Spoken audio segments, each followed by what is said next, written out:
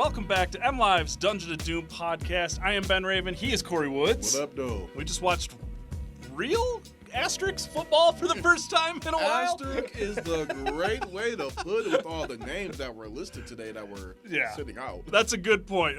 Dan Campbell, very tongue-in-cheek, mentioned these guys, and we'll just go through it too, because that's why you guys are here. Who's here, who's not. Yep. These guys were limited or not practicing today. Miles Adams, he was out there in a limited capacity. Broderick Martin, did not see him. Anzarike, did not see him. Saw DJ Reader working on the side. Did not see Pascal. Tyleek Williams took part in some early team drills, was not as involved as others. Same for Jack Campbell, who actually revealed that he had a little hip procedure done after the season, but he was going through drills and stuff early on. He's limited. It's Jack Campbell. I mean, I don't know if you heard him or not, but Jack literally goes, you get a truck up to 400,000 miles, and sometimes you got to change the oil. I was like, I love this guy. That is a nice quote. That is a nice quote. Makai Wingo, Derek Barnes, Malcolm Rodriguez, Brian Branch, didn't see him. Terrion Arnold was out there some. Yeah, a little bit. Right, was he? The number changes are messing with me. I saw him out there. But he was listed as one of the limited or not practicing guys. Khalil Dorsey, Miles Frazier, Kenny Yeboah, Amon-Ra St. Brown, did not see him. Tesla was running on the side, doing stuff. No David Montgomery, no Sion Vaki, and then Dan Campbell had some fun limited Chris Spielman, Barry Sanders, and Calvin Johnson. So that was classic. How you just sprinkle them in there. It's a classic Dan Campbellism because Colton Pouncey and I looked at each other and we're like, was that a real list or was that a joke list? Yeah. Did he just make a 2-minute long joke? And I was like, I think he was being serious about like 92% of it. So yeah, we saw unpadded pajama party practice today. I think what we're here to talk about is Aidan Hutchinson. Absolutely. What'd you see, man? Dan said that he looked like he was moving good, and from what I saw out there, he didn't appear to be moving gingerly, just walking fine, going through his drills. Because they're not in pads, I mean, you don't want to say, like, oh, you saw a burst, you saw this, but when you want to say as far as his mobility and his movement, it didn't look like he was out there trying to play it safe. It was like, hey, I'm here, I'm participating in these drills, and I'm going hard as everybody else, if not harder, because I have to get back. Yeah, exactly. And that was the note I wrote down. It'll be in the observations at mlive.com/Lions later. Hutch is doing as much as anybody is what I wrote out there. And there were 2 plays, because I was watching him closely. I mean, you're trying to watch everything, but it's been 7 months and 3 weeks since we saw him on the field. There was a swim move that he tried to hit on Decker where I was like, you're not doing that with a bum leg. Yeah. And then there was a bull rush where he hit Sewell in the chest. I mean, they're not hitting each other, but it's like, okay, he's not backing down from nothing. So, I mean, a long left leg black sleeve, but, I mean, it looked like Aidan Hutchinson. Yeah, but like I said, I was just paying attention to how he was walking and how he was moving, and it was just like, he doesn't appear to be favoring anything. He looks, that's the word. He looks fine. He looks fine. So I'm like, okay. Yeah. And this is early on, so as it progresses, like I'm just going to assume he can only get better. And the great sign about that is they're taking it easy with 20 players. They're keeping those guys out. Aidan Hutchinson was out there today. He was doing individual drills. He was doing team drills. He was doing coverage drills. He was doing pass rush drills. It's hard to say, oh, he looks like Aidan Hutchinson, but he does. It just looks normal. And you said the perfect word. There's no favoring. There's no, sometimes when you're playing basketball and you roll your ankle, blah, blah, blah, you're favoring it. There's none of that. There's really none of that. So if you're looking for good things to take away, it's that he did as much as anybody today. And that's what you want to see at this point, because the guy had a gruesome break. And you're with them not adding they added Ahmed, but outside of them adding too much on the edge, you're kind of wondering, what is it going to look like for this team going into this season? So to see him out there participating in all the drills like everybody else and just moving fine like we've seen him move before, good sign. I mean, it's just a confirmation that he's fully cleared for everything. What he told us last week is the truth. I mean, I'm fully cleared. And the other guy in that equation, we did talk to Dan Campbell for the first time since the owners' meetings. First time he's been at a podium lectern for you nerds out there since the Combine. I mean, he brought up the name that everybody's got a giant question mark on, Marcus Davenport. Yeah. Because this team is clearly banking on Marcus Davenport to play. I mean, who's starting over Marcus Davenport on the other side right now? Nobody. That's either going to be very bad or it's going to be good. Yeah. Because as we've described Marcus 95,000 times. He's a perfect fit for this defense. He's a perfect fit for what they want and need, schematically, player type, personality-wise, but it's just the injuries, man. I mean, you can't count the number of surgeries he's had on two hands. So it's just that. But I will say this. Probably one of the top 4 plays of the day I saw was a Marcus Davenport rush, and he was turned around, and he got his hands up, and he knocked the ball down at the line. I mean, hey, it's unpadded practice. Yeah. We're talking about defensive guys. So, but, like, to get in the backfield, to get his hands up, he's moving around, he's doing everything. Like, they're taking it easy with 20 guys, being safe with, like, 20 guys. Marcus Davenport's not one of those guys. Yeah, that says a lot. That does say a lot that they're not taking it light with the guys that missed significant time last year. And it says a lot about those guys, too. They could be like, hey, I kind of want to play it safe till we get close to training camp. No, those guys are out there in the OTAs going ahead and getting the reps in. And it just shows the commitment that they have to this, not only just getting back on the field, but this Super Bowl win that this team is chasing. Yeah, and just one of the, if you guys have already heard it, but like one of the most confusing aspects of the day was all the new numbers. Like you guys already heard me mess up. Like, wait a second, Terrion was out there, right? Like, there's Jamo's in the 1, Gibbs is in the 0, Rakestraw's in the 9. I mean, when 9 is guarding 1, I was like, who is this? Just like, so that's fun. This is like the first day of school for us too. Yeah. It's the first time we've seen these guys on the field since the week before the Washington game. Yeah. So like. It's interesting stuff. It was a lot of like team drills, walkthroughs, going through the motions, getting the sets down, getting the plays down. Then they did individuals and they closed with some 7-on-7s and stuff. I mean, there's not a lot to talk about in terms of actual football being played, but like, did anybody stick out to you today? Nah, just to be quite honest, not really. I mean, and that's fair. That's not saying bad about nobody. It was the style of practice. I was just more so for me, I was just more so paying attention to how the coaches and how the players are all interacting with each other, because this is our first time being able to see them before training camp starts. And the one thing that really did stick out to me is this team is really a close-knit group. Oh, it is. I mean really the camaraderie just sticks out like a sore thumb. Last time we talked about one of the coaches that stuck out to me was how intense Tashard Choice was. I was just going to ask you about Tashard, so go off. And I saw a little bit of that, still at it. But one thing that really stuck out to me, and I don't want anybody to read too much into this, but just the interaction between John Morton and Jared Goff after the practice. They were off to the side, and the discussion seemed very serious about, hey, what they're trying to communicate with each other on the field. So just from outside looking in, that looks like that's going to, even though they have a familiarity with each other, that looks like that's going to be a relationship that's going to be having to, be cultivated and worked out. I know that was something I was watching, is like, how close is John Morton to Jared Goff? And at most times, pretty close. Yeah. And I think that's exactly what you want to hear this time of year. And I think Dan Campbell said there are 14 coaches on this staff that are either new to the staff or coaching a new position. And let me tell you, I'm entering my 7th year on this beat. I was looking around in the first 15 minutes of practice today, like, who are these guys? It was like, it's just wild. I mean, for us, I was with you. I was watching Hutchinson closely, obviously watching the first team offense and defense whenever they're going. There just wasn't a lot of football today. Yeah. Like the 7-on-7 drills even ended. It was 4th and 15. Davenport jumped off sides, and they were like, "All right, we're done." And I was like, "Oh, okay." They were. I would say this. So it's such a weird process. They were getting some cardio in with helmets. Yes. No. That's the best. It was a little more involved than rookie minicamp. I couldn't even write observations out of rookie minicamp. Yeah. I will be writing observations out of today.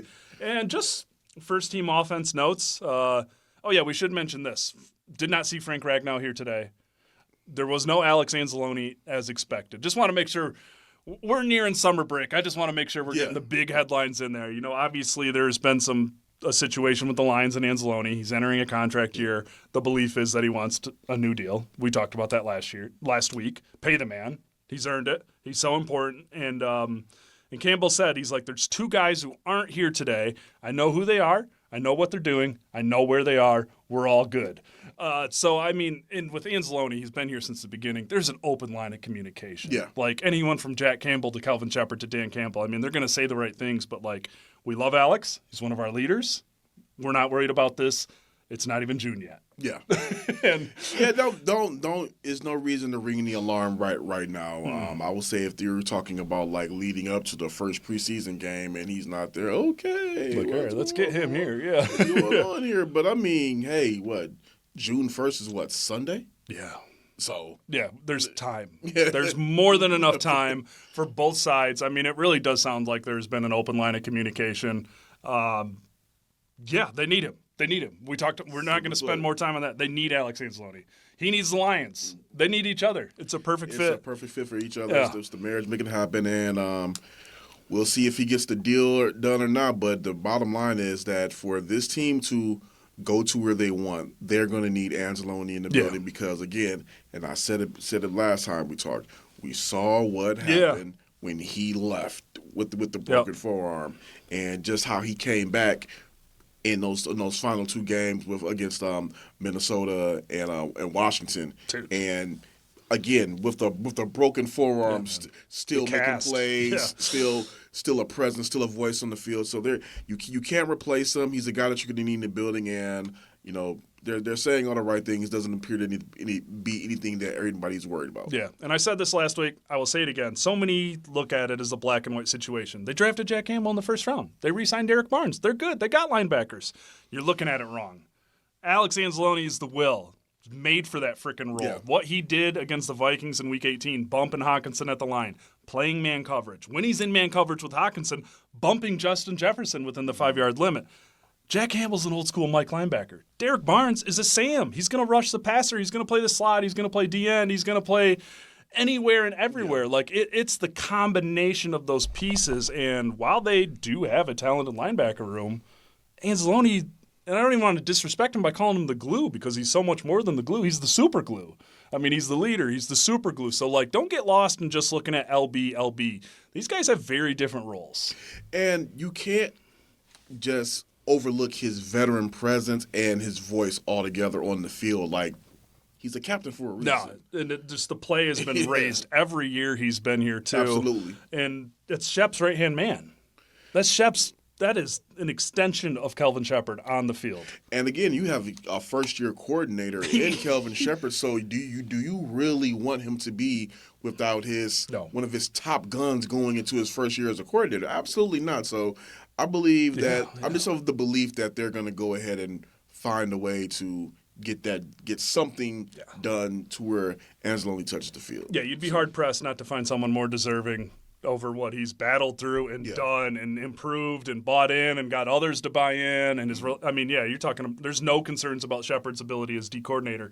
But if you take away Anzalone, that throws a wrench into the operation, the depth chart, the usage. I mean, then you're talking, do you move Jack back? Do you move Derek back? You don't want to deal with those questions. You're changing up the things that made you initially successful when you necessarily don't have to. Yeah, and that brought me.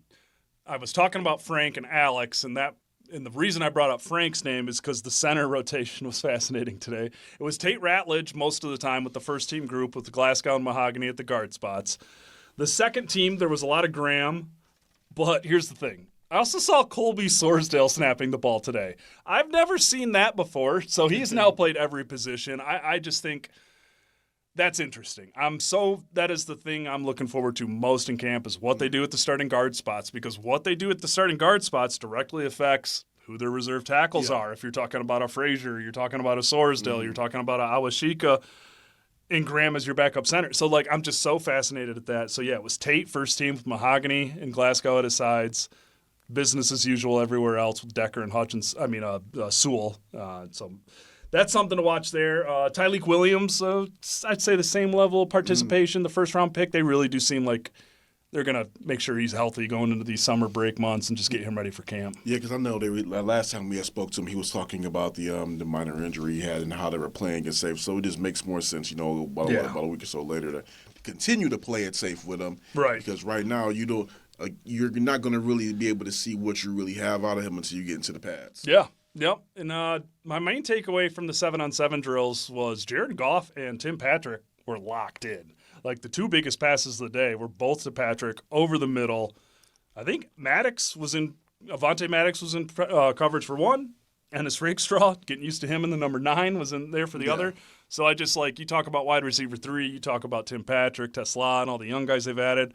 Man, Tim Patrick, man, just think about what he had to go through just to make it to training camp last year. Yeah. He wasn't here in training camp last year. The more comfortable he gets in this offense, the more legit of a true wide receiver 3 he is. And, my thing was I'm not going to have revisionist history. I was like, hey, maybe they need to really concentrate on getting another wide receiver because, Tim Patrick is getting up there in age. But and just the end, yeah. But I guess you can say the flip side of things is you want to see what this guy can do with a full offseason program in this offense. We saw what he could do just coming in and trying to get things on the fly, and we saw more of him as the season went on. But let's see how he gets used from this offense day one. Exactly.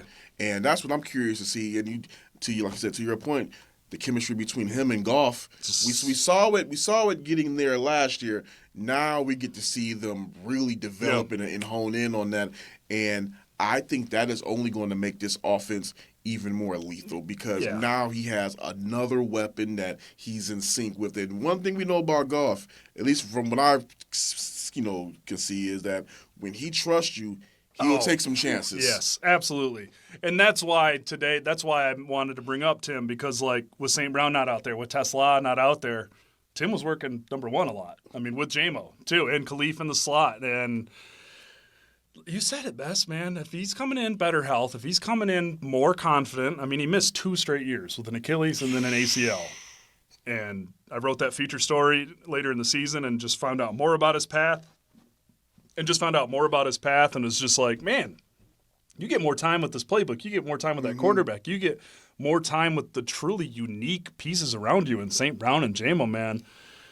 Like you said, Jared Goff, I mean, there is a Josh Reynolds role here. He did not hit that Josh Reynolds production last year, but there's no reason he can't catch 6-7 touchdowns in this offense. It's really not. I mean, he had 394 and 4? Yeah, it wasn't huge, but once he started clicking, you're like, all right, he's just a big body. He's got those long arms, and both of his catches today were extending his arms over the middle, got open enough to make a play. He's never going to kill someone with separation, but if Jared can close his eyes, know where you are, and throw that ball and you catch it, that's all you need right now. This offense is all about trust.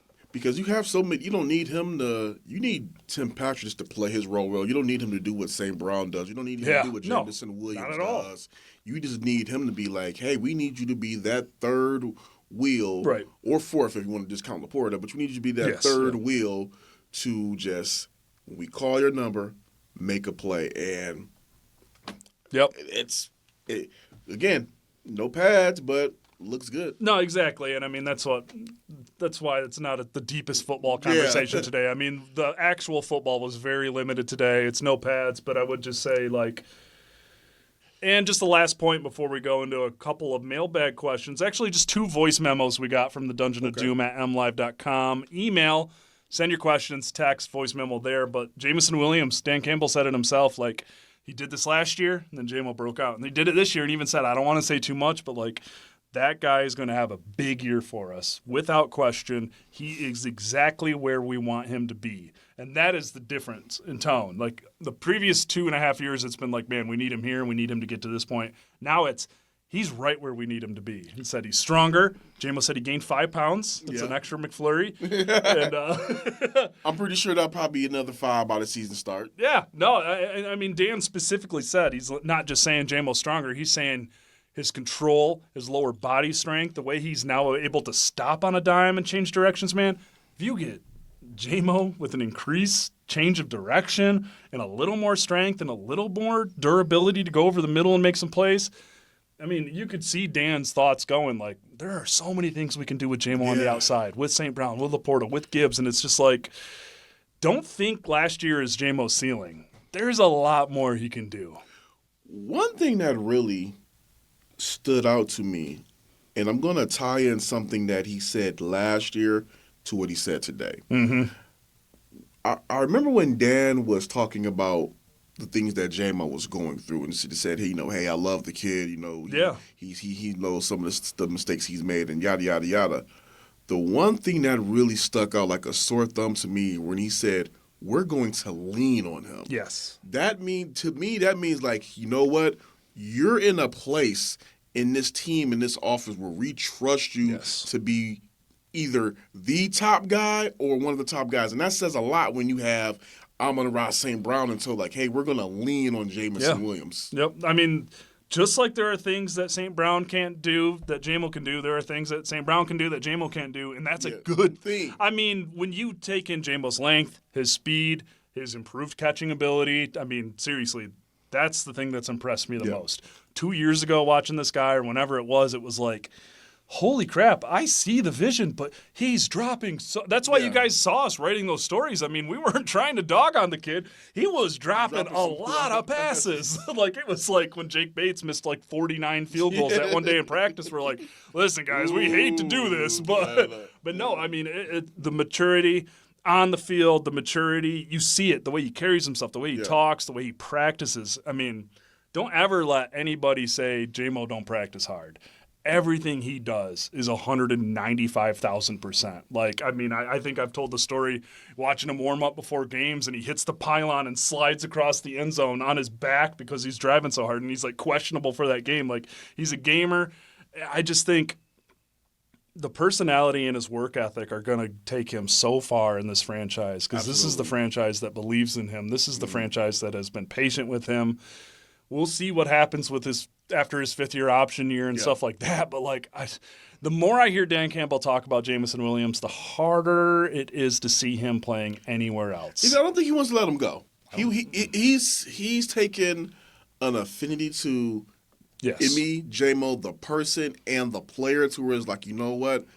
This how you said Derek Barnes was like Kelvin Shepherd's project. Yeah. It feels like Jamo is Dan's project, like kind of side project. Come on, kid, slap you on the back of the head. Like, I'm gonna get you together. I'm gonna get you right. We're not giving up on you yet because if you are able to get Jamo to turn the corner, special. I mean, there's greatness there. Yeah, and I think they love the person. They love the heart. I mean, they really do. Obviously, they would like to take away the suspensions and the off-field distractions, and we'll see if that happens. But, like, I don't know. There's a real – I want to say the word trust. There's trust. Yeah. There's trust in him as a football player and a person. And the off-field stuff, it's a big thing. But aside from the off-field stuff, there's really not much bad you can say about him. He's the king of technicalities. We've said it a million times. He's not out there and, like, blatantly, like, breaking the law or doing stuff. It's just like, oh, you forgot your permit. Oh, you forgot you couldn't bet on whatever sport. Oh, you forgot you couldn't take that. Like, it's like the king. We've talked about that a million times. Like, so we never want to, like, cast him in that light. He's just the king of freaking technicalities. King of technicalities. I like that. Just like, dude, read the fine print. Yeah, so so that's it. So, I mean, that's pretty much the football we've got to talk about today. I mean, let me go through my notes one more time. It's unpadded practices. Yeah. Hendon Hooker didn't look great. That was the one kind of. I mean, I was kind of curious. I'm like, am I going to say that? It just overthrows on deep balls, underthrows on short passes. Caveat here: a couple of those came with Colby snapping him the ball. Okay, there were a couple low fastballs in there. I mean, that's not even a shot at Colby. You're doing something new, but like, this is a really freaking important OTA session next week, this week, and camp for Hendon Hooker because it's like, hey man, you gotta take this thing. Yeah, because my thing about this is, and you know, knock on wood, everybody, you're hoping that none of those backups ever see the field. Yep. Outside of preseason, of course. But having said that, in the event that something were to happen to Goff, I mean, from some of the things that you've been seeing from Hendon Hooker today, and maybe the past couple of years, it's almost like if he were to be the guy to step in, you would have to pull the plug on the whole operation and look toward next year. And you're just really hoping that, you know, his pocket awareness and his accuracy starts to finally kind of like take it up a tick. Yeah, and I just think it is a comfort. And it's hard to get comfortable as a backup who came in injured and then a backup who came into the situation that he came into. It's hard to get comfort. Yeah. When you're the backup, when you're playing in preseason with guys who aren't going to be here in 3 weeks, when you're not running the full playbook. Like, I get that, but we are at the point now where it's like, you got to show off that arm. There's like there's like a mental, this is me speaking from just what I see in front of me. It's what I saw last year. It's what I see now. It's like, dude, just throw the ball. Yeah. It's 7-on-7s. It's unpadded. Show off your arm. Make a play. Let the defensive backs try and make a play. Let your receivers try and make a play. There's too much thinking going on. So that's it there. I almost didn't even say it because of the type of practice it was. But the fact that it was 2 or 3 throws where you're like, come on, man, you got to make that throw. Yeah. It's got to be a little closer than that at least. It was just one. I was like. That deep ball to Khalif where he had his guy beat. And Khalif had to do a 360 just to see where the ball was. You and me, nonverbal communication, looked at each other and went, "Oh, that wasn't good." So we're not sounding the alarms there either. Yeah. It's the first week of OTAs, but like we're just keep that in mind. Yeah. They signed Kyle Allen for a reason. Yeah, that's not a sexy name, but it's got the experience. It's got the Nate Sudfeld aura. It's got But I'm asleep if you guys can't see it. Just to say all that, the time is now. You got to start seeing a little more than Hendon. The fort. Holy crap! I thought I turned that off, but we're all right. We'll get through it. Yeah. All right, we'll get out of here. Like I said, we're not sounding the alarm bells. We're just like putting a yellow highlight on that topic because it's something to watch in training camp. Yeah. I don't think it's a home run closed deal. Like Hendon is going to have to win that QB2 job. Absolutely, and. Like you said, he's going to have to take it. And this is the time now to showcase your talent. Show everybody the guy that we saw on the tape in college. Exactly. So I don't know. If there's anything they can do to, like, just get him – to me, it just looks mental. It just looks mental. It looks like a lot of thinking going on. This is the time of year where they're throwing a lot of new stuff at you, especially with the coaching coordinator changes. But, like, let's see that arm. Yeah. Let's see that arm. All right, we're going to go into our 2 mailbag questions here. This is Caleb from Des Moines, Iowa. I want to know what your hot take is for the Lions this season. It could be anything, just something really spicy. Mine is going to be that Marcus Davenport appears in over 8 games, let's say 9, maybe 10, and has at least 5 sacks on the year. What are your thoughts? That is a hot take. I mean, I like that hot take because that's a true good hot take right there. I like that. Yeah, they need that. The way they have handled this offseason is they're banking on that too. I don't think they think it's a hot take to expect that. 8 games, 5 sacks, I could see that. 8 games? You get 8 games out of Marcus Davenport, hats off to you. I think fans would cry for 8 games right about now, especially with not knowing who they're going to have. Yeah. With what's going to happen moving forward, especially with his health, because, past couple of seasons, his health has been up and down. So if you can at least get half a season, you hopefully want more. Yeah. But if you get 8 games, you're like, okay, we're cooking right now. My hot take, I'll give you a second to think of yours. He asked me for my hot take. The Lions will have 2 wide receivers with more than 1,200 yards. I think J-Mo and St. Brown both hit 1,200 yards. Another step up for J-Mo, no drop-off for St. Brown. I like that because – last year, if J-Mo did not have the suspensions, they would have had it last year. Mm-hmm. So if he keeps everything stays the same, keeps clean, I can see it. Big hot take. You know what? I'm going off the deep end because I always like doing it. My hot take this year, Jared Goff is going to win his first NFL MVP. I swear we know each other so well. In my head, I was trying to guess what your hot take was going to be, and I had Goff top 3 MVP. I like it. There you go. Goff MVP, 2 1,200 wide receivers. There's some offensive hot takes for you. I just think that last year he could have won it.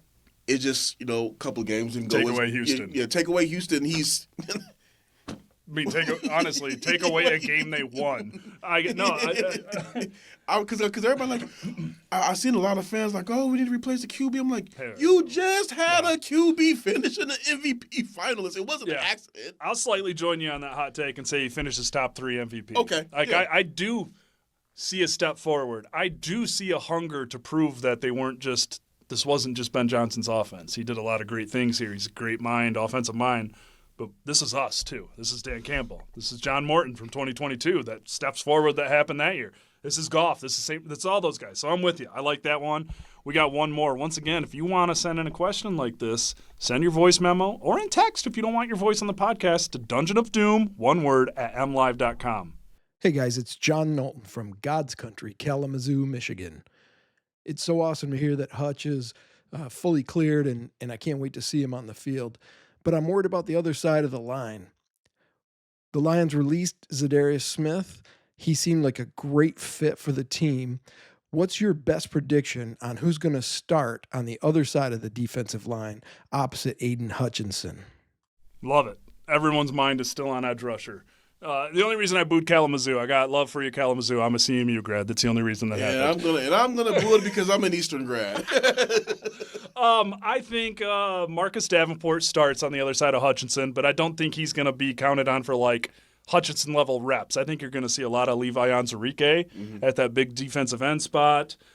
You're going to see some Derek Barnes, I think, rushing the passer more. Maybe not technically as like an edge rusher, but just that Sam role and how they use those guys on that side of the line. But I do think it's going to be Davenport, Pascal, Onwuzurike, a solid triple rotation there. Those guys all play inside outside, but like in this defense and with them banking on Davenport, like Onwuzurike and Pascal are going to have to play edge too. Since we're just going to go with the guys that are here, I'm going to join you and say Marcus Davenport. But I mean, hey, I still think there is a window where Zadarius does come back. You're holding on. Okay. I'm holding on. Holding on. Come on, Cash Doll. I'm just of the mindset like, okay, is he going to sign with somebody right before camp? Yeah. Or these next couple of weeks? Like, the way I just see things, and we're seeing him training. I'm paying attention to his social. He's playing football next season somewhere. Yes, he's playing somewhere. So it's all of a matter of where. I'm curious about where the lines of communication is at. Because last time we talked, we heard that they're still in touch with his agent. But I still think there is a window where they bring him back and get him in here just in time for training camp, and then he may be that guy. I'm curious, if they were broke at owners' meetings and couldn't do it, if they got to pay Enzo, if they got to pay somebody else, I'm curious how they pull it off. But, I'm going to pose a question to the listeners, and I want you to reply at dungeonofdoom@mlive.com. Where is your level of comfort in this defense if they extend Anzalone and re-signs Zadarius Smith? Are you happy? Do you forgive the draft process? Do you forgive the free agency process? Where are you if this team gets money for Anzalone, makes him happy, and brings back Zadarius Smith? What does that do for you? I'm curious because for me, I wanted to see Smith and Hutchinson. That's the thing. I wanted to see that. I feel that if, let's just say, we know why they released Zadarius, but let's just say they kept him, and you have him in a whole offseason program where he's able to, get himself healthy and just have that chemistry built with that line and Hutch. I believe they could have. Yeah, man. Both of them could have ate off of it.